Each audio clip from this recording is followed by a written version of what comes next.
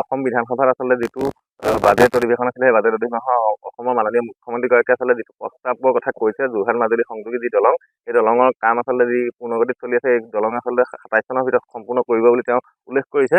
যিহেতু অসমৰ মাননীয় মুখ্যমন্ত্ৰীগৰাকীয়ে আচলতে যিটো কথা কয় সেই কথাটো তেওঁ আচলতে আখৰে আখৰে পালন কৰে। সেই ক্ষেত্ৰত আমি জাজিমুখবাসী উৎফুল্লিত হৈ পৰিছোঁ।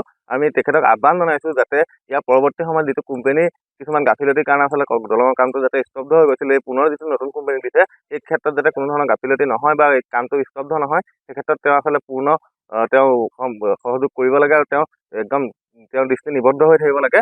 যিহেতু অসমৰ মাননীয় মুখ্যমন্ত্ৰীগৰাকীয়ে কোৱা কথাষাৰত আমি আশ্বস্ত হৈছোঁ। গতিকে অসমৰ মাননীয় মুখ্যমন্ত্ৰীগৰাকীয়ে যাতে 27ত পুনৰ আহি এই দলংখন শুভ উদ্বোধন কৰিবহি পাৰে সেই কথা কিন্তু আমি তেখেতক আহ্বান জনাইছোঁ। আচলতে এই দলংখন হ'লে অকল কেৱল মাজুলীৰে নহয়, জাজিমুখ বা যোৰহাটবাসীৰ খাতিৰত এটা পূৰ্ণ সুবিধাৰ এটা স্থল হৈ পৰিব। কিয়নো ব্যৱসায় বাণিজ্যৰ ক্ষেত্ৰতে হওক, পৰিবহণৰ ক্ষেত্ৰতে হওক বা অন্যান্য যাতায়াতৰ ব্যৱস্থাৰ ক্ষেত্ৰতে হওক যথেষ্ট কিন্তু জাজিমুখবাসী উপকৃত হৈ পৰিব।